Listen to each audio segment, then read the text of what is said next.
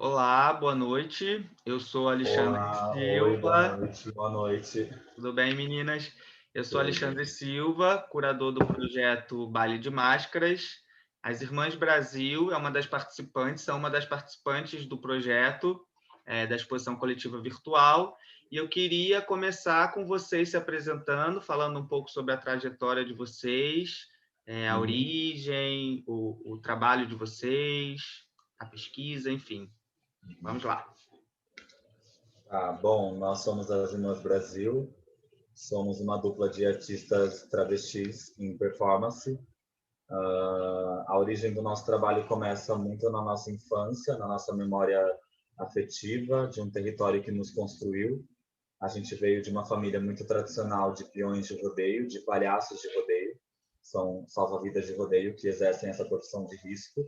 Então, meu pai com os meus tios, eles tinham uma trupe de palhaços que se chamavam Irmãos Brasil, em Amparo, que a gente prefere chamar de Desamparo, que é uma cidadezinha muito católica do interior de São Paulo, e eles tinham esse trabalho de palhaçaria dentro do rodeio.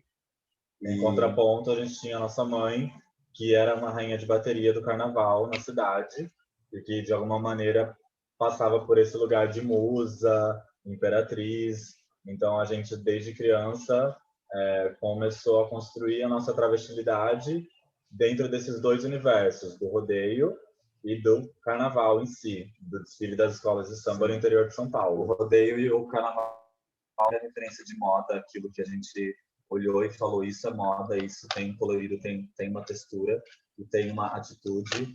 E aí a gente começa a entender que o nosso corpo já não cabia mais na nossa cidade, que a nossa performatividade já era travesti desde criança. Nossa mãe sempre dizia, vocês não cabem em amparo, né, em desamparo, vocês têm que ir embora daqui, vocês têm que ir para um lugar que ofereça a oportunidade de vocês serem quem vocês são, porque aqui não tem espaço para vocês, ela falava.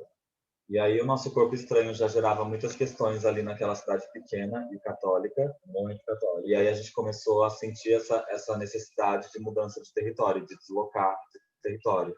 Aí é quando a gente vem para o Rio de Janeiro, na verdade a Vitória vem para o Rio de Janeiro, para a Universidade Pública, e eu vou a São Paulo estudar teatro. E a gente fica 4 anos distantes por questões socioeconômicas, e a gente começa a entender as nossas singularidades.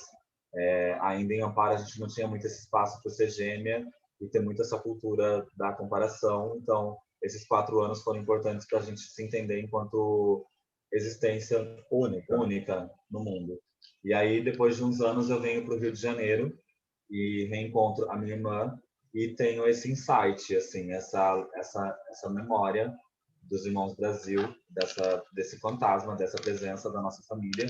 E eu começo a desenvolver um trabalho autoral com a minha irmã, assaltando esse nome de família.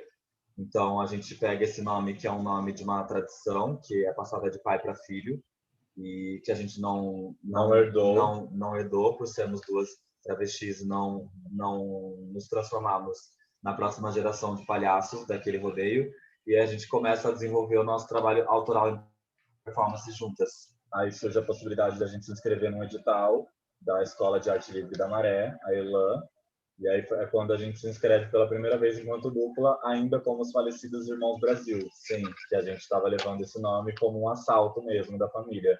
E foi quando esse fantasma começou a incomodar a gente, e a gente começou dentro da escola, a partir da criação de uma peça chamada Eunucos, a transicionar não só o nosso nome, como o nosso gênero, e a nos entender enquanto travestis. E aí a gente começa a se entender como Irmãs Brasil, já, tipo, transicionando a palavra também, o nome, e o corpo ao mesmo tempo. Foi então, nesse processo de eunucos, nessa peça em que a gente falava sobre algumas tecnologias de transição e de práticas contrasexuais, que a gente manipulava o nosso sexo e brincava com essa coisa falocêntrica e feminina.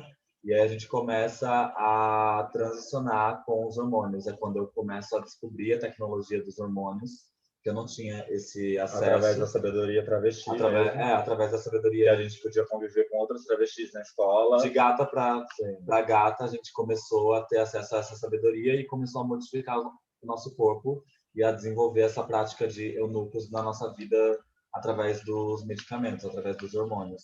Uhum.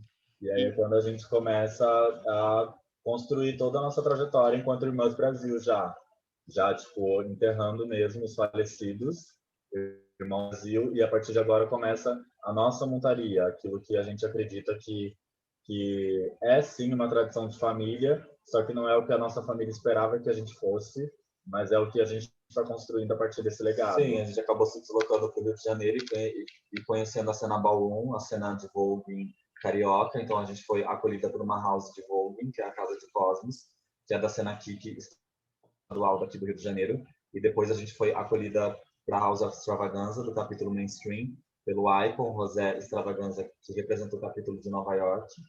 Então, foi através da cultura, ballroom e da categoria de passarela, de runway, que a gente começou a competir no salto, e a desfilar no salto, e a encontrar o nosso trote, e a traduzir um pouco da nossa história esteticamente, assim.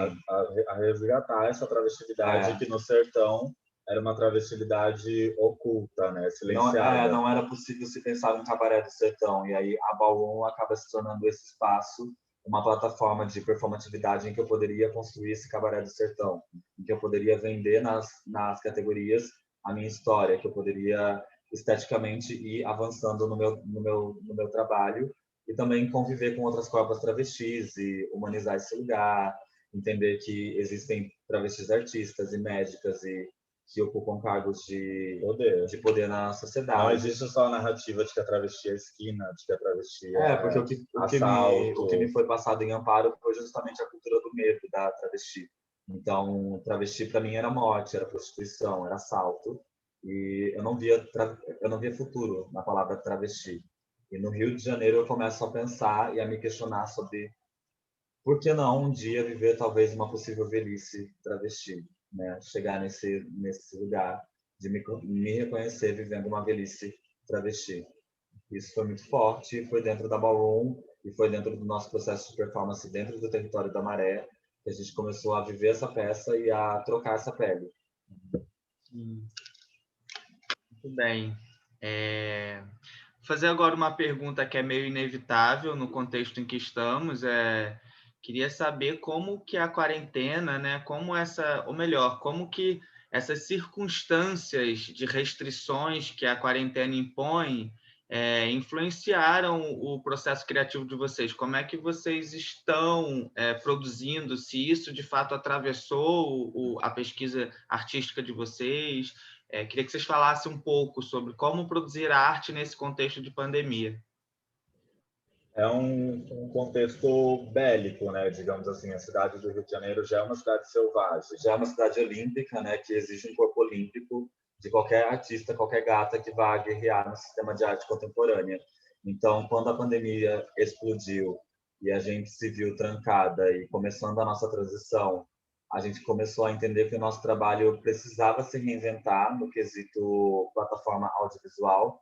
Então, a gente começa a expandir o nosso trabalho para o audiovisual e a entender como é sobreviver a partir desses mecanismos de fotografia, vídeo performance. Porque como nosso trabalho é um trabalho de presença, de arte corporal, arte ao vivo, né? Tipo, a impossibilidade desse trabalho acontecer nesse momento fez com que a gente também, dentro de casa, vivendo todo esse processo de transição, trancadas, né? Obrigatoriamente, trancadas, tendo que viver de alguma maneira a partir dos nossos acessos também com aquilo que a gente tem, que não tem como, a gente precisa ir até um mercado, a gente precisa ir até uma farmácia, a gente não tem uma condição de vida onde a gente pode viver uma pandemia lockdown total. Então a gente tem que se cuidar e ao mesmo tempo o nosso trabalho tem a possibilidade de acontecer presencialmente. Então a gente começou a expandir estratégias audiovisuais mesmo, de fotografia, vídeo performance.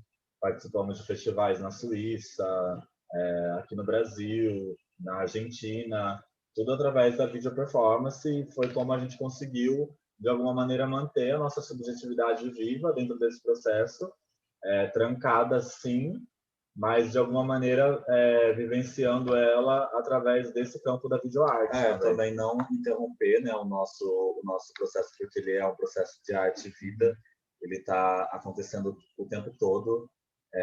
O meu trabalho ele está acontecendo quando eu estou indo numa padaria, quando eu estou num ponto de ônibus, porque o meu corpo ele dispara coisas no espaço. Ele é essa presença. Ele é essa presença, por isso que é sempre um risco para a gente aparecer em público e estar nessa negociação, né, de como o nosso corpo circula.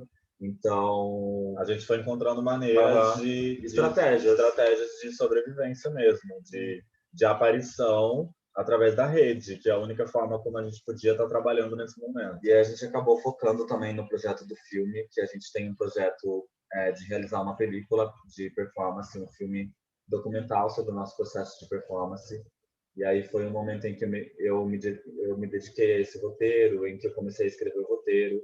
E agora a gente está numa fase um pouco maior da produção do filme, assim.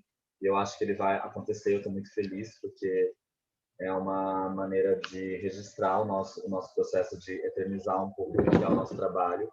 Então, me dediquei bastante tempo ao projeto desse filme, que deve acontecer esse ano. Então, estamos elaborando um roteiro, uma instalação. A ideia é que o filme se passe dentro de uma arena de rodeio real, em que essa arena seja montada num palco de teatro, e os nossos trabalhos, alguns dos nossos trabalhos de performance que já levantamos até aqui, sejam ativados dentro dessa arena, dentro dessa película. Agora nessa versão filme, né, também, porque como a gente começou a projetar essa ideia do audiovisual, a gente começou a se enxergar dentro do cinema. E aí, a partir disso, a gente começou a ter essa possibilidade de se inscrever num edital para angariar recursos para produzir o filme. E a gente conseguiu passar no edital da FUNARJ. Milagrosamente, no último laço, nós entramos e o projeto foi aprovado. Eu fiquei muito feliz, porque eu não esperava, mas ao mesmo tempo eu sabia que já era uma grande coisa conseguir escrever o filme. A pandemia foi obrigatoriamente uma curva, assim, nesse sentido de entender que a arte corporal, ao vivo, nesse momento, ela vai acontecer nesse lugar da rede, sabe? Do audiovisual. E aí a gente começou a se capacitar dentro disso, assim. Sim, que ótimo. Bom, em movimento, né? Movimento, sim. Atualização, sabe? No tempo e no espaço. É uma forma da gente seguir, de alguma maneira, disparando as nossas subjetividades, sem deixar que ela seja completamente capturada por uma situação de saúde coletiva, né? Pandêmica. Sim. Sim. Bom, eu tenho uma outra questão para vocês, mas em relação ao trabalho de vocês e no contexto da exposição. A gente sabe que as máscaras, né, o tema das máscaras são muito plurais, né? O uso das máscaras, ela tem aspectos muito plurais, tanto no sentido da materialidade, né, quanto no contexto histórico e cultural em que elas são apresentadas. Mesmo assim, diante dessa diversidade, há um aspecto comum à maior parte dessas elaborações, que é o desejo de alteridade, né? Ou seja, a capacidade da gente se projetar em outros corpos, outros lugares, outras possibilidades de existência, né? O trabalho de vocês já apresenta alguns elementos sobre máscaras. Eu queria que vocês falassem um pouco sobre qual contexto, né? Em que contexto aparece, né? Sobre qual conceito as máscaras aparecem, que elas são incorporadas ao trabalho de vocês. Eu acho que a máscara dentro do nosso trabalho, ela começa muito primitiva no rodeio, com a maquiagem do meu pai, de palhaço, em que ele fazia uma maquiagem no rosto com as mãos, ele não usava pincel, porque pincel era uma coisa de marica, de bicha. Então ele fazia a própria beauty com o dedo. Então toda essa bochecha rosa que a gente vem trazendo, que marca o rosto, que divide o rosto, que cria essa coisa meio clownesca, e eu acho que isso já é um primitivo dessa ideia de máscara e de transformação do rosto, né? Mas também acho que a máscara entra no nosso trabalho como um artifício, como um arsenal de clandestinidade, por ser um trabalho forte, que toca em questões que não são agradáveis, que não estão aí para corresponder à lógica binária, que podem ser, de alguma maneira, atacadas por um fundamentalismo o tempo todo. Que o nosso trabalho pode, de alguma maneira, sofrer interferência de um fundamentalismo até religioso que prevalece na sociedade. Então, a máscara ela acabou se tornando um artifício da gente conseguir estar presente e não revelar a nossa identidade real. É quase um quietas, ainda que selvagens. Então, a gente traz o símbolo nacional também, como a gente cruza, né, esse Oriente com o Ocidente, esses lugares bélicos, que de alguma maneira estão vivendo coisas pautadas no fundamentalismo dentro do seu governo, Sim. Agora com a onda bolsonarista, enfim, organizações de extrema-direita que estão se organizando no mundo e que tem a política que é guiada pela ideia, a ideia que se vende de Deus, do fator Deus, o fator Deus como um pretexto para a matança de algumas copas. Então, algumas imagens da Palestina têm influenciado a gente.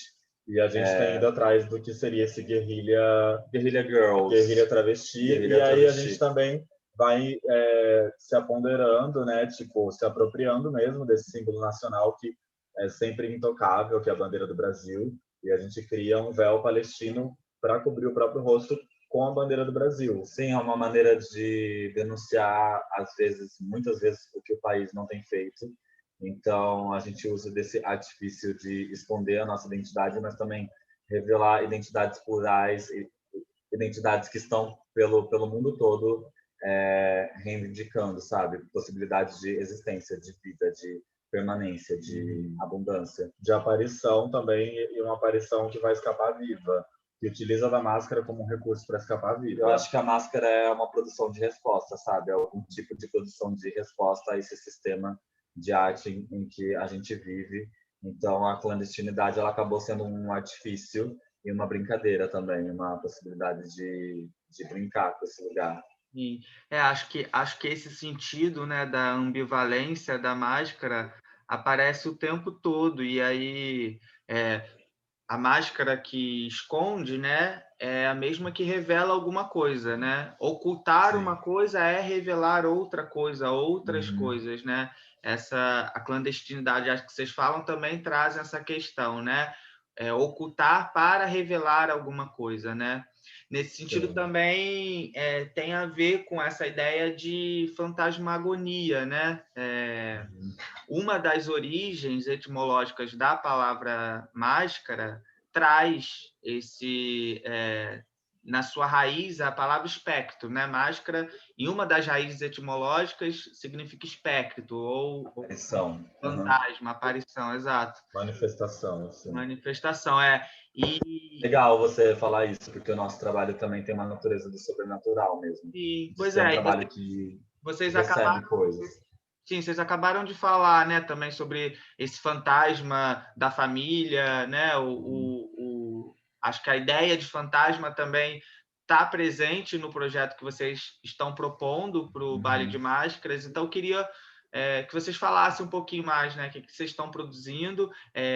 Reforço que essa conversa está sendo gravada antes, né, da finalização desses trabalhos, então queria mais saber sobre o processo mesmo, o que vocês estão... A gente ficou muito feliz quando a gente recebeu o convite para a exposição, porque era uma maneira da gente se conectar com essa memória de infância do carnaval que construiu quem a gente é. Foi um chamado, né? Então, foi um chamado quase como um recado da minha mãe que eu precisava fazer esse projeto. Então, foi uma possibilidade da gente se traduzir esteticamente e de ocupar a cidade do Rio de Janeiro com um carnaval que não vai existir, que é um carnaval acidente. Então, acho que tem tudo a ver com o nosso trabalho, com a nossa presença. E aí, a ideia para essa exposição foi construir uma série fotográfica que fosse itinerante pela cidade do Rio de Janeiro e que ocupassem alguns espaços públicos que constroem a Festa da Carne, que estão de alguma maneira ligados à Festa da Carne. Estão de alguma maneira nesse levante, e outros lugares também que estão de alguma maneira de portas fechadas para isso. Arquiteturas da cidade que falam sobre o carnaval, que contam sobre como é o carnaval do Rio de Janeiro. Que viraram de alguma maneira também uma espécie de cartão postal do carnaval na cidade. Então a gente mapeou 5 lugares da cidade, a gente produziu um look com as bandeiras do Brasil para trazer o estigma desse corpo bandeira, né, desse corpo denúncia da travesti, que é um corpo que constrói o carnaval, mas que tem o seu protagonismo ali e depois ao longo do ano inteiro é completamente esquecido e desassistido. A série vai se chamar Alá Travestis, como alguém que aponta pra gente todos os dias na rua. Alá travesti, que é algo que a gente escuta, que é o nosso carnaval de todo dia. Quando a gente está na rua é alá travesti. E a gente vive isso todos os dias. Esse lugar de estigmatização desse corpo, que é sempre colocado nesse lugar do cartão postal, não como uma escolha, mas como uma condição provocação mesmo, sabe? E aí fazer esse projeto, a provocação desse projeto me fez pensar, quando eu era criança, existia um baile na minha cidade em Desamparo, que era o Baile das Dorotis, Que é uma política extremamente transfóbica. que é um baile extremamente transfóbico, que é uma cultura extremamente transfóbica, em que é um dia em que todos os homens são permitidos se vestirem de mulher, e tem essa questão muito sexual da transmissão desse feminino. Então, isso acontecia na minha cidade quando eu era criança. É super fetichizado. De alguma maneira, sim. aquele baile já me incomodava, mas eu não sabia exatamente o porquê. E fazendo esse projeto, eu virei essa chave de que era um baile extremamente transfóbico, de que era uma cultura extremamente transfóbica, o banho da Dorothy. E aí eles colocavam os nomes de travestis e também se vestiam de mulher e não tinham a sua masculinidade questionada nesse dia. E, tipo, o carnaval também virou um pouco esse lugar de brincar de ser travesti, sabe? Como se travesti fosse uma fantasia. E não é uma brincadeira, né? Como se fosse uma fantasia em que o hétero cis vive aquilo, fetichiza, coloca num lugar de chacota, uma realidade que a gente atravessa todos os dias da nossa vida. A gente não se veste de travesti e sai na rua. A gente vive essa realidade. Então, a gente está questionando um pouco essa presença, sabe, desse corpo. E o lugar das verdadeiras Dorotis, As verdadeiras Dorotis que estão ali se mostrando, né, se colocando à frente desses campos, cartões postais da cidade. E aí até falei com o Vitória, assim, tipo, pensar que esse projeto para essa exposição demorou 26 anos para ser construído. Então, eu demorei 26 anos para conseguir fazer essas fotos na cidade do Rio de Janeiro, porque eu precisei negar a cultura da minha família, eu precisei me deslocar do espaço da minha cidade, eu precisei reconhecer uma cultura extremamente transfóbica, reconhecer uma cultura extremamente transfóbica, ouvir o recado da minha mãe de que eu era uma travesti e de alguma maneira homenageá-la nesse trabalho.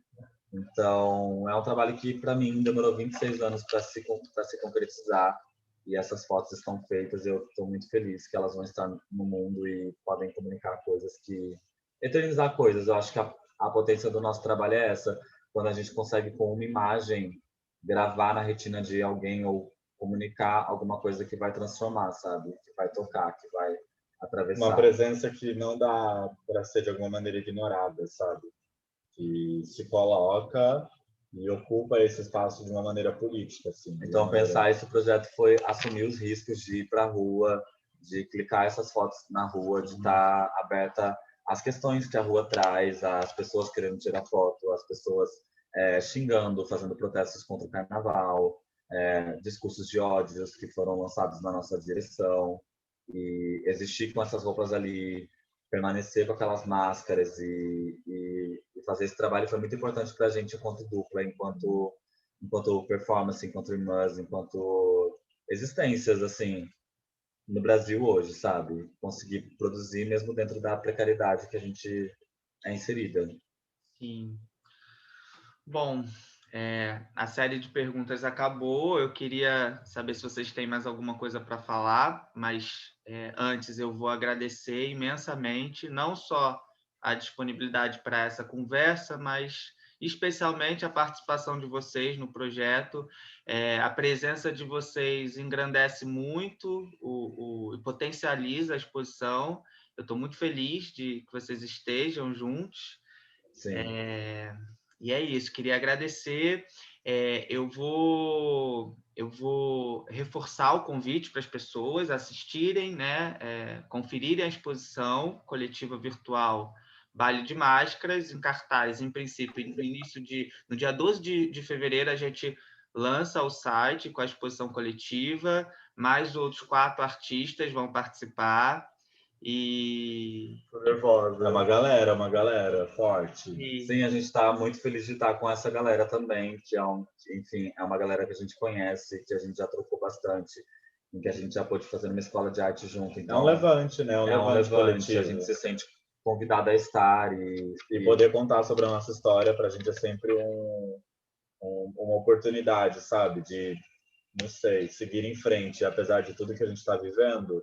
De alguma maneira, é uma oportunidade da gente disparar nossos cavalos de novo, sabe? Para que eles não parem para que a gente não pare, para que a gente continue. O nosso trabalho é a possibilidade da gente estar viva. Da gente estar viva e de construir essa permanência, né? Então, conseguir fazer esse trabalho me dá um oxigênio muito meio grande. Dessa pandemia, sabe? No meio desse lugar que a gente parece que está vivendo o mesmo dia todo dia. E aí poder criar dentro disso, assim, é um respiro para a gente. Estar na exposição, poder construir esse trabalho, poder pensar a subjetividade, a carga emocional, afetiva que esse trabalho carrega, sabe? Com a nossa trajetória desde Desamparo, lá no Carnaval do interior paulista, sabe? Até chegar a acessar esse lugar um pouco também mainstream da cidade do Rio de Janeiro. O business do Carnaval Sapucaí, todo esse lugar que tá aí, assim, né? E que, infelizmente, esse ano não vai existir, não vai passar. Sim. Bom, agradeço vocês novamente. Obrigada. A gente se fala mais vezes e obrigado. Até já. Muito chique, muito chique. Muito obrigado. Obrigado.